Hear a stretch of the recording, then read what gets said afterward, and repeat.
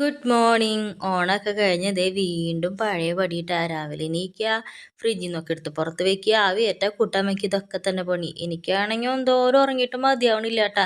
എന്നെ നടത്തം കണ്ടപ്പോൾ മനസ്സിലായിണ്ടാവില്ലേ, ഇതൊക്കെ ട്രാക്കിലാവാൻ ഇത്തിരി സമയം പിടിക്കും. അപ്പോൾ ദേ ചോറ് ആവിയേറ്റാൻ വെച്ചു. പിന്നെ ഇത് കുറച്ച് പയർ അങ്ങോട്ട് ഫ്രിഡ്ജിൽ നന്നാക്കി ഇരിക്കണ്ടായിരുന്നു കേട്ടാ.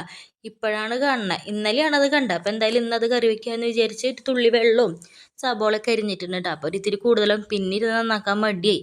പിന്നെ ഇതേ ചിയാ സീഡ് കഴിഞ്ഞൊക്കെയായിരുന്നു. ഇപ്പം അമ്മിച്ചി വന്നപ്പോൾ ഞാൻ മേടിച്ചുകൊണ്ട് വരാൻ പറഞ്ഞു. ഇവിടെ നിന്ന് ഇങ്ങനെ മേടിക്കുമ്പോൾ എന്താ പറയുക, മറ്റ് വേറെ പാക്കറ്റൊക്കെ ആകുമ്പോൾ ഭയങ്കര പൈസ കൂടുതൽ വെറുതെ തന്നെ കാശുകളാണ്. ഇപ്പോൾ ഇത് ആയുർവേദ കടയിൽ നിന്ന് മേടിക്കുമ്പോൾ ഇത്തിരി വില കുറവുണ്ടല്ലോ.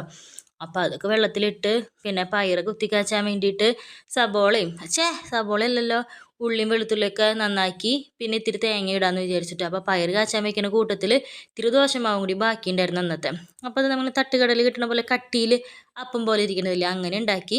പിന്നെ പയറുപ്പേരിയും കാച്ചി ചിയാ സീഡൊക്കെ കുടിച്ച് അതിൻ്റെ ഇടയിൽ കൂടെ ചട്നിക്ക് അരച്ചു. അതേപോലെ അതും കാച്ചി. പിന്നെ ദേ ചേട്ടാക്കി ചോറാക്കിയിട്ട്. അപ്പോൾ പ്രത്യേകിച്ചൊന്നുമില്ല, 2 മാന്തള വറുത്തത് ഉണ്ടായിരുന്നു. ആ മാന്തള വറുത്തതും പിന്നെ ദേ കൈപ്പയ്ക്ക അച്ചാറും പിന്നെ പയറുപ്പേരിയും ഒരു മുട്ടയും പൊരിച്ച് വെച്ച്. ഞാൻ വേറെ കറി വെക്കണമെന്ന് ചോദിച്ചാൽ പറഞ്ഞു വേണ്ട, ഇന്നിപ്പോൾ ഇങ്ങനെ മതി എന്ന് പറഞ്ഞു. മീനൊന്നും കിട്ടിയില്ല, പിന്നെ എന്തിട്ട് കറി വയ്ക്കുക, പച്ചക്കറി ഇല്ല, അപ്പോൾ ഇത് മതി എന്ന് പറഞ്ഞു. രാവിലെ ദോശയും ചട്നിയും പിന്നെ ചേട്ടാക്കി ചിക്കൻ കറി എടുത്തു, ഞാൻ ഇത്തിരി പയറുപ്പേരി എടുത്തു കേട്ടോ.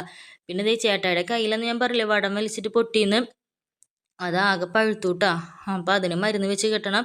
അതൊക്കെ വെച്ച് കെട്ടി കൊടുത്തത് ഇച്ചു ആട്ട വീഡിയോ എടുത്തരണേ. പിന്നെ ദേ ചേട്ടാനെ പറഞ്ഞു വിട്ടു. ഇനിയിപ്പോൾ ഇച്ചുവിനെ പറഞ്ഞു വിടണം. അപ്പോൾ പോട്ടെ, ബായ്.